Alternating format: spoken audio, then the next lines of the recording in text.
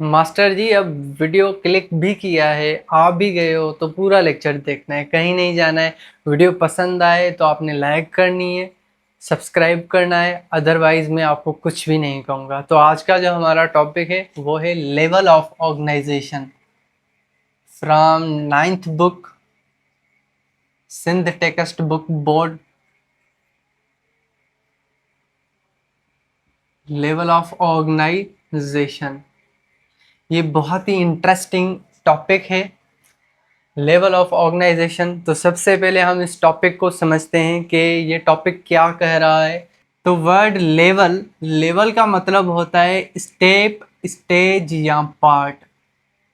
Stage, या हम इसको स्टेप भी कहते हैं या पार्ट भी कहते हैं। क्योंकि आपने बच्चा देखा होगा गेम खेलते हुए मोबाइल के अंदर, तो वो क्या कहता है, भाई मैंने 7 लेवल क्लियर कर ली, अब मैं 8 लेवल में आ गया। तो वो क्या करता है बेसिकली, वो अपनी लेवल यानी कि वो अपना एक स्टेप आगे की तरफ बढ़ाता है, स्टेज बढ़ाता है अपनी। तो तभी हम कहते हैं कि लेवल का मतलब जो होता है वो स्टेज होता है। अब उसके बाद हम आते हैं ऑर्गेनाइजेशन के ऊपर। तो वर्ड ऑर्गेनाइजेशन का मतलब है स्पेसिफिक अरेंजमेंट। स्पेसिफिक अरेंजमेंट, या हम इसको अरेंजमेंट की जगह पे सीक्वेंस भी बोल सकते हैं। Specific arrangement. तो ओवरऑल ऑर्गेनाइजेशन जो होती है ना, उसके अंदर हम किसी भी ऐसी जगह को देखते हैं जो कि अपने गुड मैनर में, अपने स्पेसिफिक सीक्वेंस में चल रही होती है। जैसे कि हम स्कूल का एग्जांपल ले लेते हैं, तो स्कूल के अंदर क्लास 1 से लेके क्लास 10th या इंटर लेवल तक जो क्लासेस होते हैं, जो रूम होते हैं, वो सीक्वेंस से चलते हैं। और उनके लिए स्टाफ वो भी सीक्वेंस होता है कि इस क्लास तक इस टीचर ने पढ़ाना है। मतलब ओवरऑल जो भी मैनेजमेंट होती है वो अच्छे वे से परफॉर्म हो रही होती है, तो उसको हम ऑर्गेनाइजेशन कह सकते हैं। तो आपने सुना होगा स्कूल को ऑर्गेनाइजेशन कहते हुए, तो ऑर्गेनाइजेशन का यही मतलब। तो बेटा अब हम इस पूरे टॉपिक का वन लाइन में मतलब समझते हैं। तो इसका मतलब ये होगा कि स्टेजेस विथ स्पेसिफिक सीक्वेंस या अरेंजमेंट। स्टेजेस या स्टेप विथ स्पेसिफिक अरेंजमेंट। तो आई होप कि आपको इसका मतलब समझ में आ गया होगा। अब हम चलते हैं इसकी डेफिनेशन के ऊपर। तो लेवल ऑफ ऑर्गेनाइजेशन आपको हर सब्जेक्ट में मिलेगा। ये है कि आपको एक अलहदा से टॉपिक बना के नहीं देते, बट आप थोड़ा सा गौर करेंगे ना तो आपको हर टॉपिक के अंदर लेवल ऑफ ऑर्गेनाइजेशन मिलेगा। क्यों? क्योंकि इसके अंदर हम स्टेजेस देखते हैं विथ स्पेसिफिक सीक्वेंस। तो हर टॉपिक के अंदर स्टेजेस होती हैं जो कि सीक्वेंस से चलती हैं हर सब्जेक्ट के अंदर। तो डेफिनेशन क्या कहती है? डेफिनेशन कहती है कि it is step by step process in which similar parts build up to create larger या बिगर फंक्शनिंग होल। इसके अंदर हम स्टेप बाय स्टेप प्रोसेस को देखते हैं, जिसके अंदर हम छोटे छोटे पार्ट्स जो होते हैं वो कैसे मिलकर एक बड़ा पार्ट बनाते हैं, और फिर वो बड़ा पार्ट एक फंक्शनिंग हॉल मतलब पूरा का पूरा सिस्टम बनाता है। कैसे फिर वो सिस्टम परफॉर्म होता है ये हम देखते हैं इस लेवल ऑफ ऑर्गेनाइजेशन के अंदर सीक्वेंस। आई होप कि आपको टॉपिक की मीनिंग समझ में आ गई होगी। अब हम इसको लिविंग वर्ड में लेके आए, लेवल ऑफ ऑर्गेनाइजेशन को लिविंग वर्ड के अंदर लेके आए।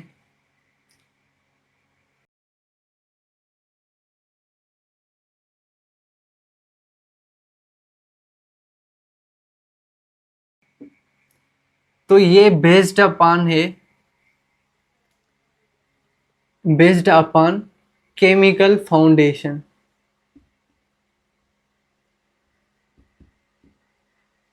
स्लो तो नहीं पढ़ा रहा हूँ। केमिकल फाउंडेशन, केमिकल फाउंडेशन एक ऐसा प्रोसेस या एक ऐसी स्टडी है जिसके अंदर हम केमिकल्स को देखते हैं। कौन से केमिकल्स? जो कि लाइफ को सपोर्ट भी करें और लाइफ को स्टार्ट भी करें। सो केमिकल फाउंडेशन के अंदर हम ऐसे केमिकल्स को देखते हैं जो कि लाइफ को सपोर्ट भी करते हैं एंड स्टार्ट भी करवाते हैं, प्लस स्टार्ट। क्लियर है यहाँ तक? अब ये केमिकल फाउंडेशन के अंदर जो केमिकल्स हैं ये कैसे स्टार्ट करवाते हैं, स्टार्ट करवाने में ये एक पूरा का पूरा ऑर्गेनिज्म कैसे बनता है, मतलब ये लाइफ को स्टार्ट करवाते हैं, सही है, एक ऑर्गेनिज्म बनने तक उसको सपोर्ट भी करते हैं। अब ये जो ऑर्गेनिज्म है जिसको हम इंडिविजुअल भी कहते हैं, इसका सफ़र जो इसने केमिकल फाउंडेशन यानी केमिकल से लेके ऑर्गेनिज्म तक खुद तक ये सफ़र तय किया है, इसके अंदर आती हैं कुछ स्टेजेस, जिन्हीं स्टेजेस को हम स्टेजेस या लेवल ऑफ बायोलॉजिकल ऑर्गेनाइजेशन कहते हैं। इन्हीं को ही हम लेवल ऑफ बायोलॉजिकल ऑर्गेनाइजेशन कहते हैं, लेवल ऑफ बायोलॉजिकल ऑर्गेनाइजेशन कहते हैं। बेसिकली आपके बुक के अंदर जो लेवल ऑफ बायोलॉजिकल ऑर्गेनाइजेशन है ये स्टार्ट होती है एटॉमिक लेवल से, बट हम एटम को समझने के बाद थोड़ा सा एटम से पीछे जाएंगे कि एटम के पीछे क्या है और एटम कहाँ से बना है ये हम देखेंगे।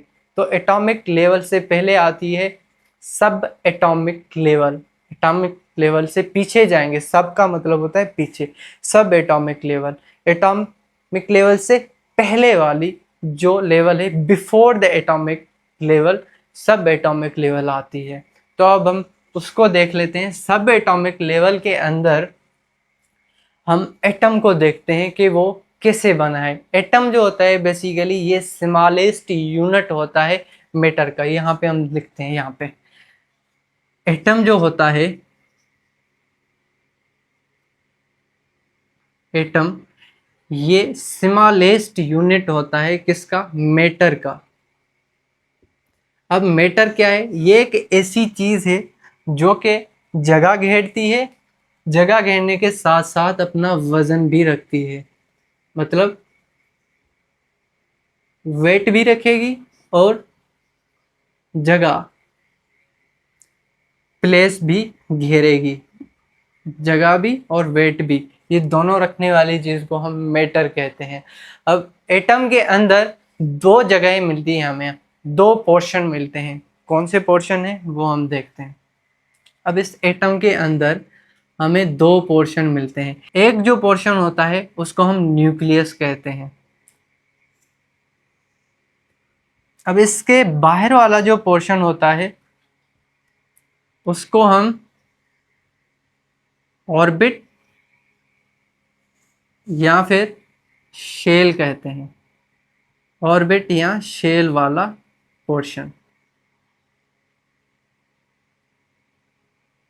तो ये है हमारा न्यूक्लियस। इस न्यूक्लियस के अंदर यानी इन दो पोर्शन के अंदर हमें तीन चीज़ें मिलती हैं। अब वो कौन सी तीन चीज़ें हैं, एक हमारा इसके अंदर प्रोटॉन मिलता है हमें, और दूसरा इसके अंदर हमें न्यूट्रॉन मिलता है, एंड इनके बाहर जो शेल है या ऑर्बिट है, इनमें हमें मिलता है इलेक्ट्रॉन। अब हम सबसे पहले शेल या ऑर्बिट को समझते हैं। ये जो है इसको हम शेल कहते हैं या इसको हम ऑर्बिट भी कहते हैं, एंड उसके बाद ये न्यूक्लियस जो कि मैंने आपको बताया।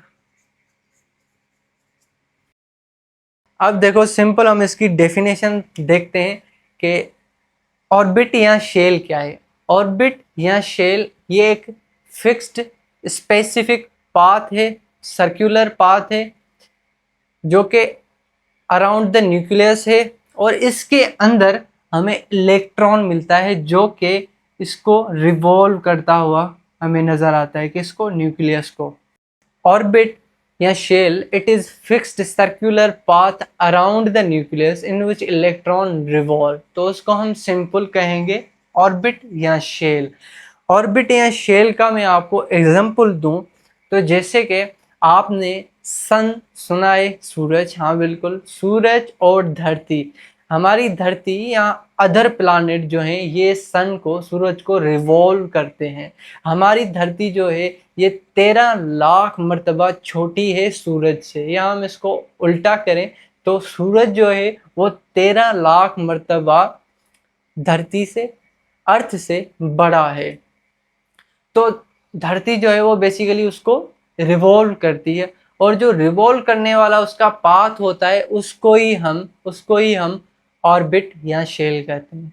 तो सेम वैसे यहाँ पे ये न्यूक्लियस सूरज है और इसके अराउंड घूमने वाला ये इलेक्ट्रॉन हमारी अर्थ है, और ये इलेक्ट्रॉन जिस पाथ से घूम रहा है वो इसका ऑर्बिट यानी शेल है।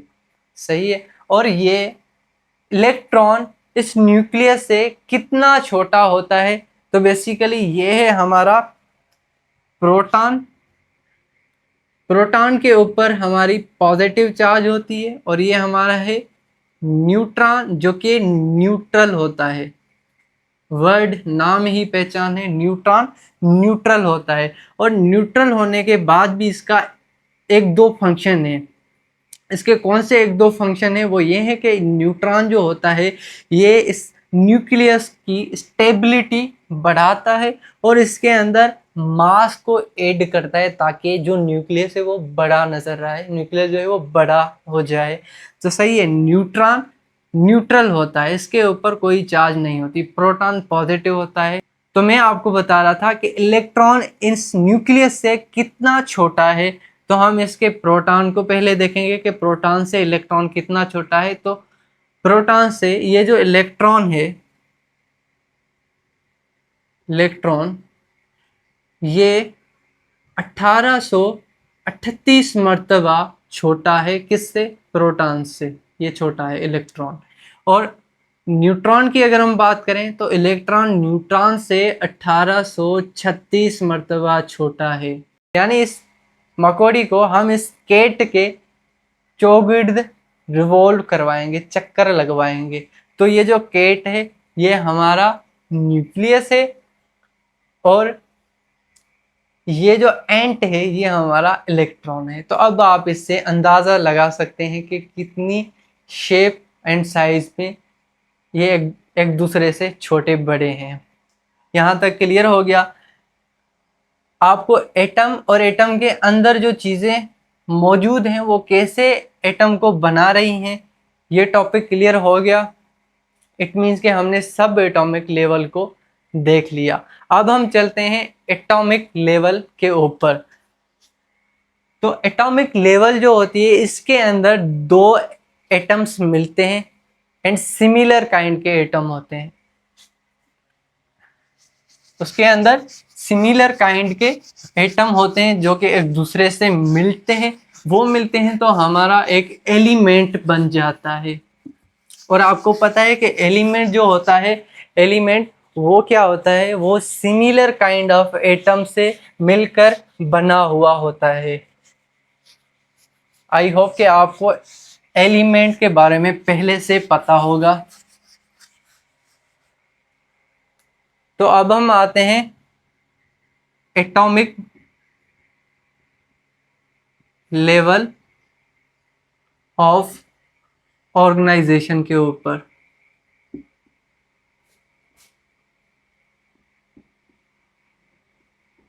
तो एटॉमिक लेवल ऑफ ऑर्गेनाइजेशन के अंदर दो एटम्स जो कि सिमिलर काइंड के होते हैं वो मिलते हैं तो हमारा एक एलिमेंट बन जाता है।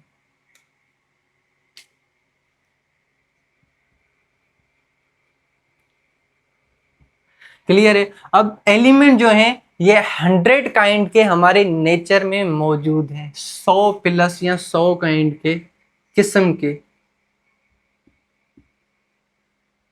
नेचर में मौजूद हैं। तो इन नेचर लिख देते हैं, काइंड इन नेचर। क्लियर है? अब इस 100 में से 16 यानी 16 बायो एलिमेंट्स हैं जो कि लाइफ में मिलते हैं, बायो एलिमेंट है। ओके।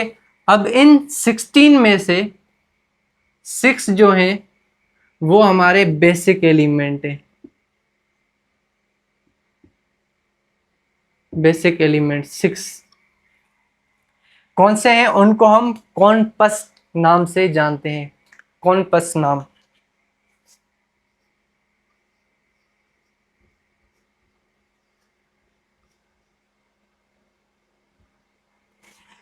कॉम्पस का फुल फॉर्म देखें हम तो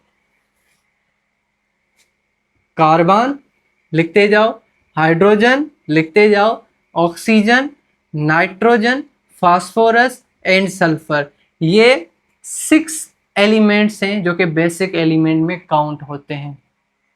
क्लियर। तो ये थी हमारी एटॉमिक लेवल, जिसके अंदर हमने एटम्स को देखा जो कि मिल रहे हैं तो हमारा एक एलिमेंट बन रहा है।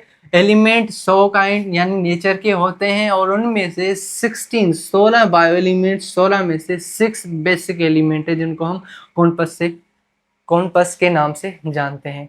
अब इसके बाद एटॉमिक लेवल के बाद हम आते हैं मॉलिक्यूलर लेवल के ऊपर। Molecular level of organisation. अब इसके अंदर जो चीज़ें हैं उनको समझने से पहले हम पहले जो है कंपाउंड, एलिमेंट और मॉलिक्यूल, इन 3 वर्ड को समझ लेते हैं। आई होप कि आपको क्लियर ही होगा। एलिमेंट तो आपने पढ़ लिया कि एलिमेंट वो होते हैं जो कि सेम काइंड के एटम से मिलकर बने हुए होते हैं, उनको हम एलिमेंट कहते हैं। अब कंपाउंड क्या होता है? कंपाउंड एक ऐसे एटम से मिला हुआ मॉलिक्यूल होता है जो कि डिफरेंट काइंड ऑफ एटम से मिलकर बना हुआ होता है। कहने का मतलब ये है कि कंपाउंड जो होता है ये डिफरेंट काइंड ऑफ एटम से मिलकर बना हुआ होता है। अगर सिंपल करके मैं आपको बताऊं तो compound different kind of atom से मिलकर बना हुआ होता है। अगर सेम काइंड का कहे तो वो एलिमेंट, अगर डिफरेंट काइंड ऑफ एटम्स का कहे तो फिर वो कंपाउंड है। अब हम आते हैं मॉलिक्यूल के ऊपर। ये जो मॉलिक्यूल है, बेसिकली मॉलिक्यूल जो है, मॉलिक्यूल एक रिलेशनशिप पे बिटवीन 2 एटम्स। अगर 2 एटम से, ये शर्त है मॉलिक्यूल की, अगर 2 एटम के बीच में बॉन्ड है तो फिर उनको मॉलिक्यूल कहेंगे। जैसे कि एलिमेंट है, इन दोनों के बीच में एक बॉन्ड है तो हम इनको मॉलिक्यूल कह सकते हैं। हम एलिमेंट को मॉलिक्यूल कह सकते हैं। बट इन रेयर केस, कुछ कंडीशन में ये जो एलिमेंट होते हैं ना, ये मोनोएटॉमिक भी होते हैं और डायटॉमिक भी होते हैं। अगर डायटॉमिक हैं तो फिर हम इनको मॉलिक्यूल कह सकते हैं। अगर ये मोनोएटॉमिक हैं तो फिर हम इनको मॉलिक्यूल नहीं कह सकेंगे। क्लियर है। मोनोएटॉमिक का मतलब है कि ये सिंगल रहना पसंद करते हैं और ये स्टेबल हैं। आपने सुना है ना, एटम्स, एलिमेंट जो हैं ये एलिमेंट स्टेबल एलिमेंट है, ये अनस्टेबल एलिमेंट है। तो जो अनस्टेबल एलिमेंट होते हैं वो डायटॉमिक होते हैं और जो स्टेबल एलिमेंट होते हैं ना, बेसिकली वो हमारे मोनोएटॉमिक एलिमेंट होते हैं। तो अगर ये एलिमेंट मोनोएटॉमिक होंगे तो हम उनको मॉलिक्यूल नहीं कहेंगे। हाँ, अगर चाहे ये डायटॉमिक हैं मतलब कि 2 एटम्स रखने वाले हैं तो फिर हम इनको मॉलिक्यूल कहेंगे। अब एग्जांपल दूं मोनोएटॉमिक का। मोनोएटॉमिक के अंदर हमारी हीलियम आ जाती है, गैस, सही है, और आयरन आ जाता है। आयरन जो कि एक फिक्स्ड नेटवर्क होता है, उसका पूरा का पूरा मॉलिक्यूल होता है आयरन का, हम उसको मॉलिक्यूल कहते हैं। एक सिंगल को नहीं कहेंगे, बाकी पूरा का पूरा जो मॉलिक्यूल होगा ना आयरन का, लोहे का, उसको हम मॉलिक्यूल कहते हैं। तो ये एग्जांपल है हमारे मोनोएटॉमिक के, जिसमें हमारी हीलियम आ जाती है। और उसके बाद डायटॉमिक में जैसे कि हमारा C2 कार्बन, H2, मतलब इनके अंदर 2 एटम्स मौजूद हैं। तो ऐसे एलिमेंट जिनके अंदर दो एटम्स हमें नजर आए तो वो हमारे मॉलिक्यूल्स हो सकते हैं। क्लियर है यहाँ तक? तो ये स्ट्रेटजी समझ में आ गई। अब इसके बाद हम चलते हैं आगे। तो ये क्लियर कर लेता हूं।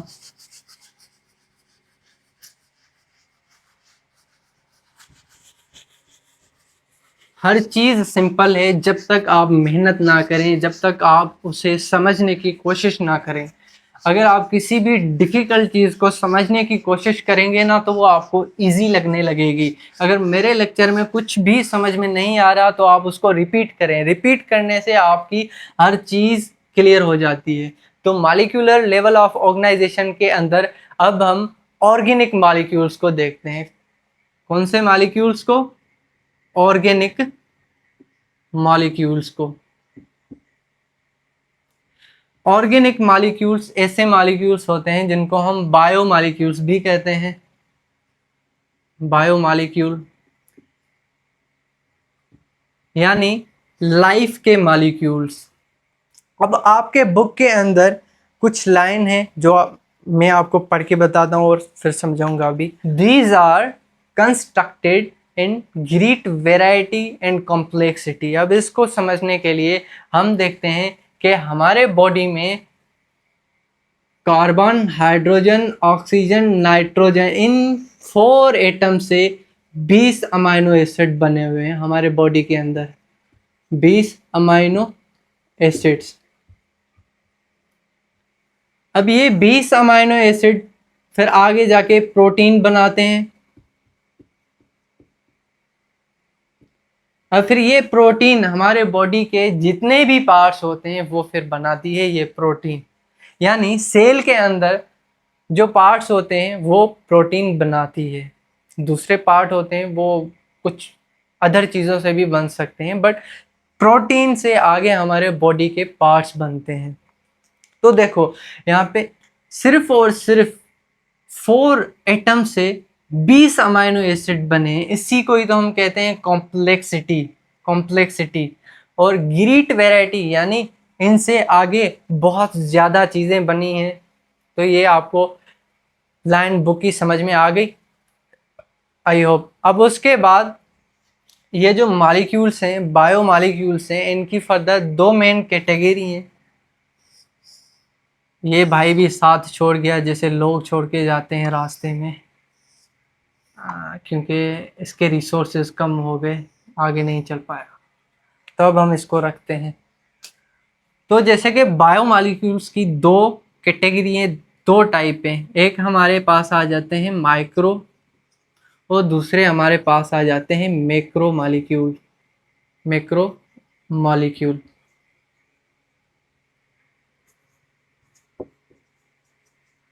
तो माइक्रो मॉलिक्यूल ऐसे मॉलिक्यूल्स होते हैं जो कि थोड़े एटम से मिलकर बने हुए होते हैं। अब माइक्रो मॉलिक्यूल्स की अगर हम बात करें तो ये यूनिट होते हैं बड़े मॉलिक्यूल्स के। मतलब जो बड़े बड़े मॉलिक्यूल होते हैं ना, उनके छोटे जो यूनिट होते हैं उनको हम माइक्रो मॉलिक्यूल कहते हैं। उनमें हमारा ग्लूकोज आ जाता है। उसके बाद ग्लूकोज के बाद हमारे पास अमाइनो एसिड आ जाते हैं जो कि हम पढ़ के आए उधर। अमाइनो एसिड, अमाइनो एसिड के बाद फैटी एसिड आ जाते हैं। ये सारे के सारे क्या हैं? न्यूक्लियोटाइड भी हम कह सकते हैं, न्यूक्लियोटाइड। क्लियर है? ये क्या है? ये माइक्रो मॉलिक्यूल्स हैं। Glucose, amino acid, fatty acid, nucleotide. अब ये आगे जाके खुद मैक्रो मॉलिक्यूल्स बनाएंगे। अब ग्लूकोज की अगर हम बात करें, ग्लूकोज मिलते जाएंगे तो हमारा एक मैक्रो यानी बड़ा मॉलिक्यूल बनेगा जिसको हम कार्बोहाइड्रेट कहते हैं। कार्बोहाइड्रेट। अब सेम वे से अगर अमाइनो एसिड मिलते जाएं तो फिर क्या बनेगा? मैं आपको बता के आया हूं क्या बनेगा? प्रोटीन बनेगी। बिल्कुल, जो कि एक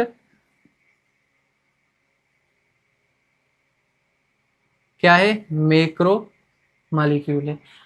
अब फैटी एसिड मिलके क्या बनाएंगे, मिलते जाएंगे मिलते जाएंगे, तो क्या बनाएंगे, ये हमारे लिपिड बनाएंगे, लिपिड यानी फैट। अब न्यूक्लियोटाइड्स मिलते जाएंगे, ओलिगो बनेंगे, फिर पोली बनेंगे, पोली न्यूक्लियोटाइड, फिर polynucleotide, oligonucleotide and polynucleotide ही बेसिकली हमारे मैक्रो होते हैं, बट यहाँ पे वो फिर मैक्रो जो होते हैं ओलिगो पोली, फिर ये बनाते हैं हमारे डीएनए को। डीएनए से फिर क्रोमोसोम बनता है, फिर जीनोम बनता है, ये आगे अदर प्रोसेस है। यहाँ तक हम ये देखते हैं कि न्यूक्लियोटाइड से फिर हमारा डीएनए बनता है, इसके बीच में स्टेजेस होती हैं, वो आप अगले लेवल तक जाओगे तो फिर पढ़ोगे। तो यहाँ पे क्लियर है मॉलिक्यूलर लेवल ऑफ ऑर्गेनाइजेशन, जिसके अंदर हम मॉलिक्यूल्स की स्टडी करते हैं, सही है। अब मॉलिक्यूलर लेवल ऑफ ऑर्गेनाइजेशन के बाद, इसके बाद हम आते हैं सेल्यूलर लेवल ऑफ ऑर्गेनाइजेशन के ऊपर। तो हम इसको क्लियर कर लें, लिख लिया है तो सेल्यूलर लेवल ऑफ ऑर्गेनाइजेशन।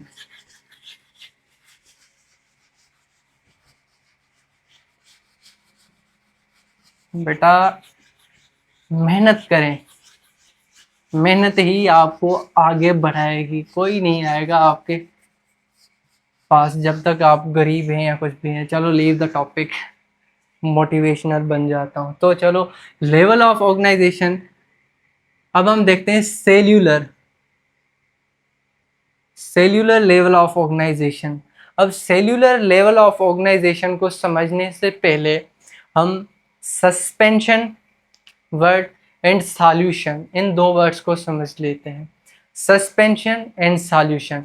तो सॉल्यूशन एक ऐसा मिक्सचर होता है जिसके अंदर हम जो भी चीज़ डालते हैं वो पूरी की पूरी डिसॉल्व हो जाती है, फिर हम उसको सेपरेट नहीं कर सकते। डाल दी, चली गई। मतलब दुनिया के किनारे पे खड़े हैं, अब वहाँ से हम जंप दें तो क्या हम वापस आएंगे? नहीं आ पाएंगे, नहीं आ पाएंगे, सही है।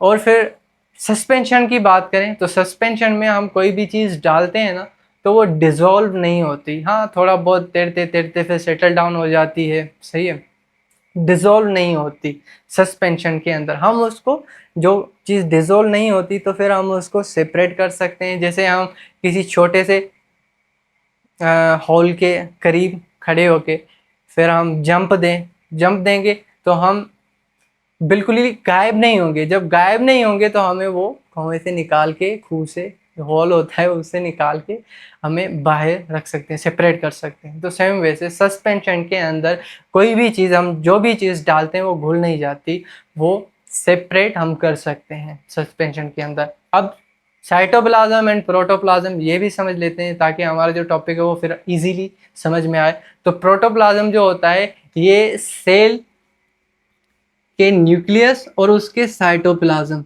ये उसका साइटोप्लाज्म है, ये उसका न्यूक्लियस है। साइटोप्लाज्म एंड न्यूक्लियस को मिलाकर हम प्रोटोप्लाज्म कहते हैं, प्रोटोप्लाज्म। अगर हम सिंपल कहें, न्यूक्लियस को ऐड ना करें तो फिर उसको साइटोप्लाज्म कहेंगे। साइटोप्लाज्म ये भी लिक्विड पोर्शन ऑफ सेल है और ये भी लिक्विड पोर्शन ऑफ सेल है, बट इसके साथ न्यूक्लियस भी एडेड है। आई होप कि आपको समझ में आ गया होगा। अब हम चलते हैं सेल्यूलर लेवल ऑफ ऑर्गेनाइजेशन के ऊपर। जैसे कि मैंने आपको कहा कि बायोमॉलिक्यूल्स कौन से, कार्बोहाइड्रेट, प्रोटीन, लिपिड, ये मैक्रोमॉलिक्यूल है। अब मैक्रोमॉलिक्यूल हमारे सेल को बनाते हैं, इस सेल को मैक्रोमॉलिक्यूल्स बनाते हैं।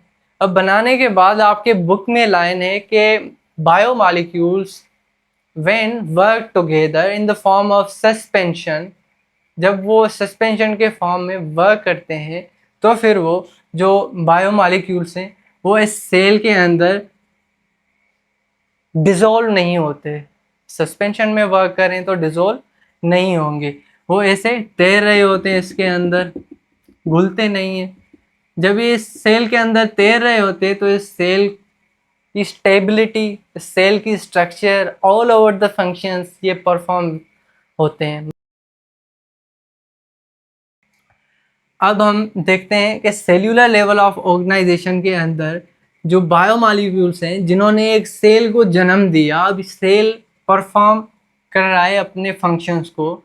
इसके अंदर हमारे बायोमॉलिक्यूल्स हैं जो कि सस्पेंशन के फॉर्म में वर्क कर रहे हैं। अब ये सेल आगे जाके फिर जन्म देगा टिश्यू को। टिश्यू क्या होता है? बेसिकली टिश्यू जो होता है ये सिमिलर सेल्स के कॉम्बिनेशन को कहते हैं।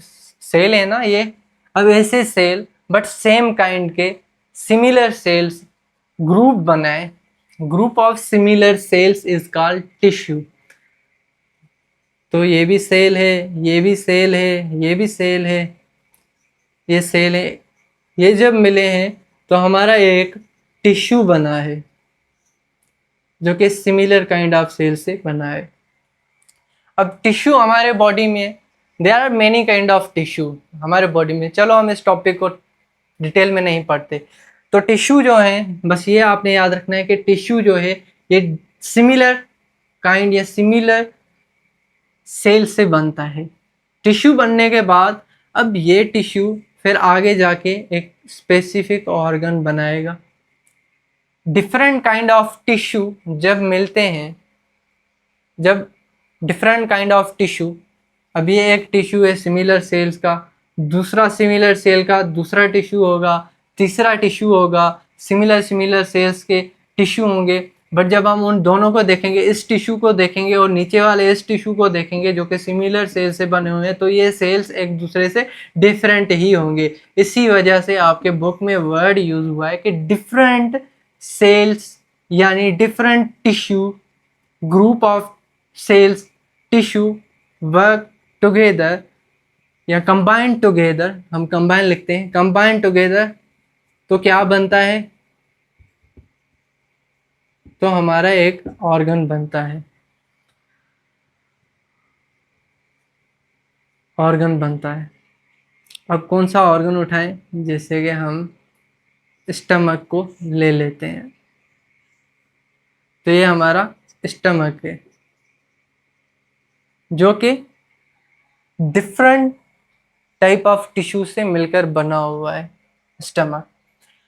अब ये ऑर्गन स्टमक बना इन टिश्यू से, सेम वैसे दूसरा ऑर्गन हार्ट बनी, फिर स्मॉल इंटेस्टाइन बना, फिर लार्ज इंटेस्टाइन बना, रेक्टम बना, एनस बना, ये सारे के सारे ऑर्गन्स बनते हैं। सही है। इन टिश्यू से हमारा माउथ बना, क्लियर।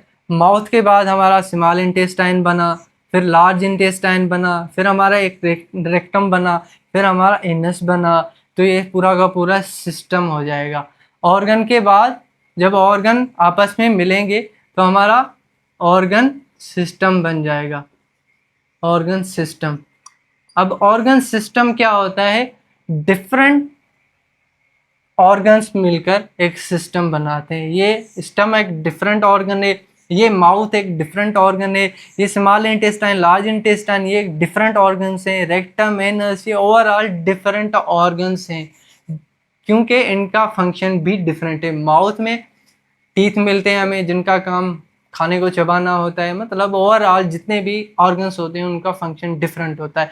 जब डिफरेंट ऑर्गन्स मिलेंगे तो हमारा ऑर्गन सिस्टम बनेगा। देखें ये एक पूरा का पूरा सिस्टम है, इसके अंदर हम कोई भी खाना खाते हैं फिर वो स्टमक में जाता है, स्मॉल इंटेस्टाइन में, ऐसे करते करते फिर हम इस एनस के थ्रू हम उस खाने को, जो इम्पोर्टेंट चीज़ें होती हैं वो लेके फिर एक वेस्ट प्रोडक्ट फॉर्म में जो हम निकालते हैं डेली बेसिस पे, आपको पता है, तो हम निकाल देते हैं। तो ये एक पूरा का पूरा सिस्टम बन जाता है हमारे बॉडी के अंदर। सही है। तो ऑर्गन सिस्टम, अब ये ऐसे सिस्टम जैसे डाइजेस्टिव सिस्टम कहते हैं हम इसको, और फिर muscular system, nervous system, skeletal system, respiratory system, ये सारे के सारे सिस्टम जब आपस में मिलेंगे, सिस्टम जब कंबाइन होंगे तो फिर एक इंडिविजुअल ऑर्गेनिज्म बनेगा, इंडिविजुअल ऑर्गेनिज्म बनेगा। अब ये ऑर्गन सिस्टम, फिर दूसरा ऑर्गन सिस्टम, ऐसे ऑल ओवर द सिस्टम जितने भी बॉडी के अंदर प्रेजेंट होते हैं ऑर्गेनिज्म के अंदर, तो वो जब मिलेंगे तो फिर इंडिविजुअल एक पूरा का पूरा ऑर्गेनिज्म बनेगा। आई होप कि आपको क्लियरली वैसे समझ में आ गया होगा। क्लियर है यहाँ तक कि एक ऑर्गेनिज्म कैसे बनता है। अब इसके बाद स्क्रीनशॉट ले लें या कुछ भी करना है नोट कर लो, चलो मिटाता हूँ। तो इसके बाद अब हम आते हैं टेक्सोनोमिक या टेक्सोनोमी लेवल के ऊपर। अब यहाँ तक ऑर्गन पूरा का पूरा ऑर्गेनिज्म पूरा का पूरा बन चुका है, रेडी है अपने आगे जो फंक्शन है उनको परफॉर्म करने के लिए। तो जैसे कि ये बन गया, अब बन गया तो इसको आगे दुनिया में फेस करना है दूसरे काइंड ऑफ स्पीशीज से, इन्वायरमेंट से, बहुत सारी चीज़ें होती हैं। तो टेक्सोनोमी लेवल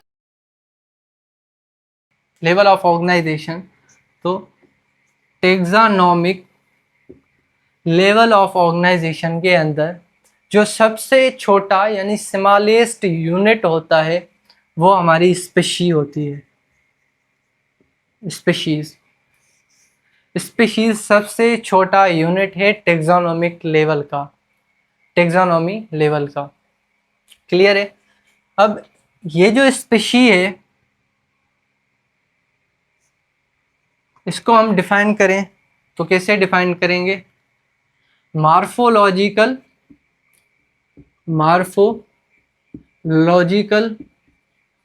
सिमिलर, मेरी राइटिंग बिगड़ती जा रही है, similar living organism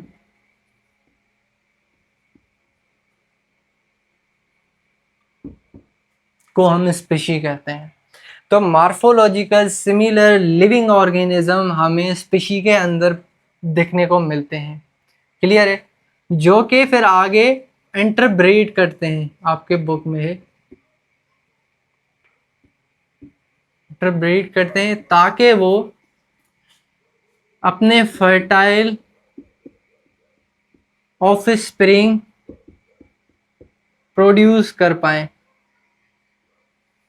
fertile offspring को प्रोड्यूस कर पाए। अब इंटरब्रीड ये क्या है? इंटरब्रीड बेसिकली रिप्रोडक्शन का एक हिस्सा है, पार्ट है। रिप्रोडक्शन ये पूरा का पूरा सिस्टम है हमारे बॉडी का, जिसके अंदर दो ऑर्गेनिज्म मिलते हैं, फिर बच्चा बनता है। कुछ ऑर्गेनिज्म के पेट के अंदर बनता है, कुछ ऑर्गेनिज्म के पेट के अंदर नहीं बनता। सही है? और रिप्रोडक्शन कुछ ऐसी होती है जिनमें दो ऑर्गेनिज्म इन्वॉल्व होते हैं, और कुछ ऐसी होती है जिसमें दो नहीं एक ऑर्गेनिज्म इन्वॉल्व होता है। तो रिप्रोडक्शन एक वसी और बड़ा सिस्टम है, बट उसके अंदर इंटरब्रीड एक छोटा सा स्टेप है या हिस्सा है जिसके अंदर जस्ट दो ऑर्गेनिजम्स मिलते हैं तो फिर आगे का प्रोसेस स्टार्ट होता है।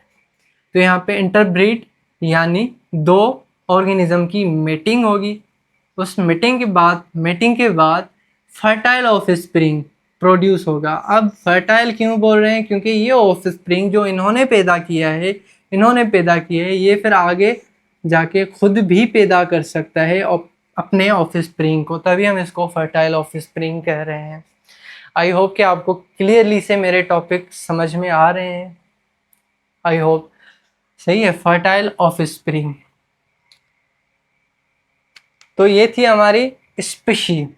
अब ये स्पीशीज जो हैं जाके मिलेंगी, ग्रुप बनाएंगी, अपने बच्चे पैदा करेंगे। सही है? सिमिलर काइंड के बच्चे पैदा करेंगे और ये एक स्पेसिफिक हैबिटाट में रहेंगे। स्पेसिफिक बच्चे पैदा करेंगे सेम काइंड के और स्पेसिफिक हैबिटाट में रहेंगे, तो हम इसको पॉपुलेशन कहेंगे। समझ से जाना है? उसको हम पॉपुलेशन कहेंगे। तो पॉपुलेशन क्या है? पॉपुलेशन एक ग्रुप है सिमिलर काइंड स्पीशीज का जो कि एक स्पेसिफिक हैबिटाट में रहते हैं, पॉपुलेशन। जैसे कि एग्जांपल में हम एक ट्री लेते हैं, उसके ऊपर हम पैरोट यानी तोता देखते हैं, वो अपने बच्चों के साथ बैठा हुआ है, तो हम क्या कहेंगे, ये पैरोट की पॉपुलेशन है। क्लियर? पॉपुलेशन। या प्राइड ऑफ लायंस, आपके बुक में प्राइड ऑफ लायंस यानी लायन जो है उसके बच्चे और वो अपने नस्ल के साथ है, तो वो सिमिलर स्पेशी है। पॉपुलेशन। अब पॉपुलेशन के बाद हमारे पास जो आता है वो है कम्युनिटी।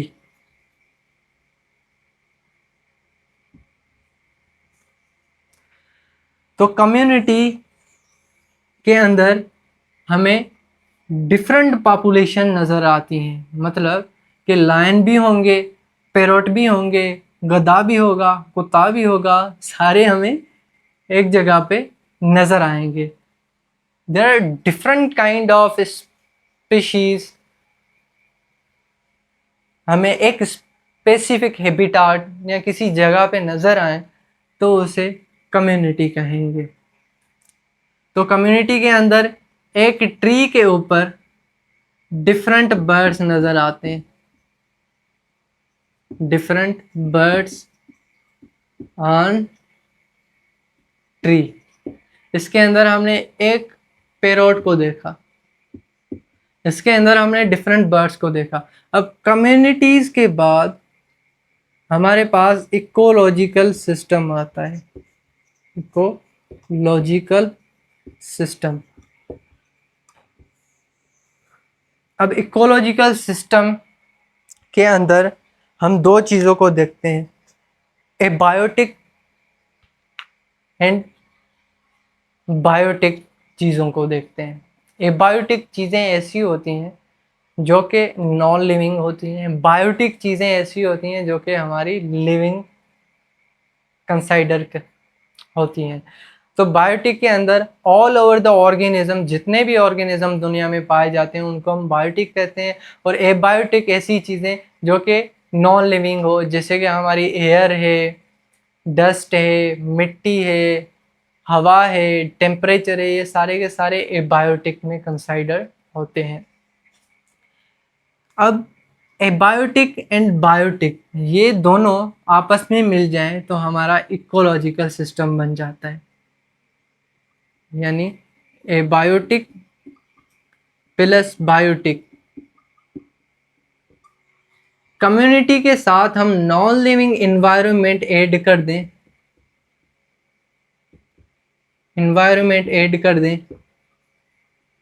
तो फिर ये हमारा इकोलॉजिकल सिस्टम बन जाएगा। क्लियर है? अब जैसे कि एग्जांपल में एक प्लांट है और मैं हूँ, एक प्लांट है और मैं हूँ। मैं क्या करता हूँ, मैं ऑक्सीजन लेता हूँ, कार्बन डाइऑक्साइड निकालता हूँ। प्लांट क्या करते हैं, ऑक्सीजन लेते हैं,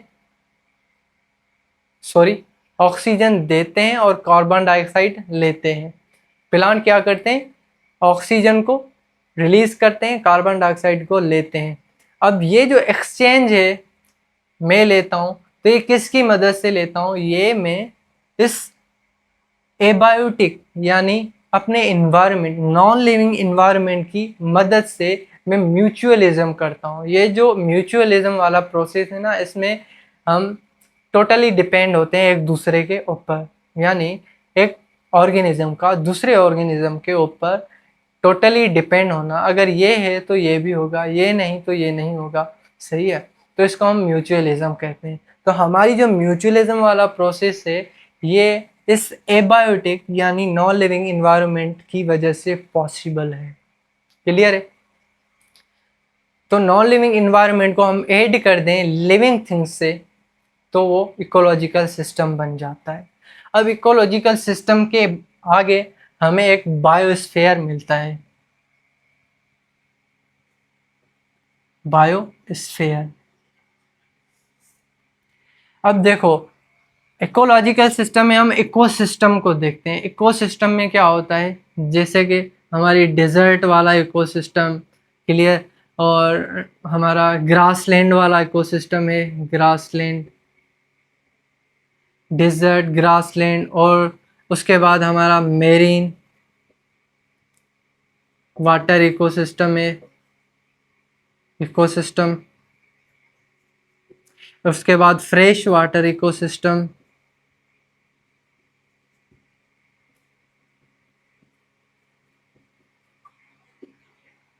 एंड फॉरेस्ट इकोसिस्टम। ये सारे के सारे इकोसिस्टम है। जब ये इकोसिस्टम कंबाइन होंगे, ये इकोसिस्टम कंबाइन होंगे तो हमारा टेरेस्ट्रियल, टेरेस्ट्रियल यानी लैंड इकोसिस्टम बन जाएगा। क्लियर? अब ये वाले इकोसिस्टम मिलेंगे तो हमारा एक्वेटिक यानी वाटर इकोसिस्टम बन जाएगा। अब ये terrestrial plus terrestrial ecosystem plus aquatic ecosystem जब दोनों मिलेंगे तो हमारा बायोस्फीयर बन जाएगा। यानी बायोस्फीयर एक ऐसी जगह है हमारे अर्थ पे जहाँ पे लाइफ एग्जिस्ट करती है। और एक्वेटिक में भी हमारे living organism and non living environment मौजूद होता है। टेरेस्ट्रियल में भी हमारा नॉन लिविंग इन्वायरमेंट यानी हवा, पानी, टेम्परेचर एंड ऑर्गेनिज्म मौजूद होते हैं। तो ये दोनों मिलेंगे तो हमारा बायोस्फीयर बन जाएगा। और बायोस्फीयर के बाद कोई भी लेवल नहीं होती।